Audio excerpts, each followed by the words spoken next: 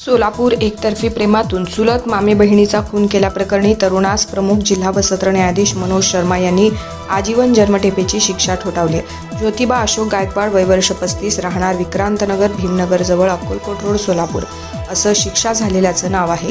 8 February 2011 रोजी सुनीता लक्ष्मण कुसेकर, वय वर्ष 18, राहणार चंदेरीनगर, रोशन प्रशालेजवळ मल्लिकार्जुन नगर, अक्कलकोट रोड, सोलापूर हिचा खून झाला होता।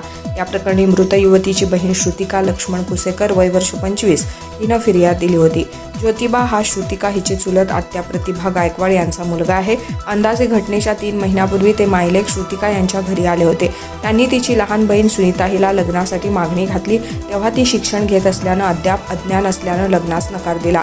सुनीता व ज्योतिबा यांचे मोबाईलवर चॅटिंग सुरू होते। कनिष्ठ महाविद्यालयात शिकणारी सुनीता नेहमी अकाउंटन्सी शिकवण्यासाठी मैत्रीण निकिता बिनगुंडींसह दुपारी 3:30 वाजता कन्ना चौकातील लक्ष क्लासेसला जायची।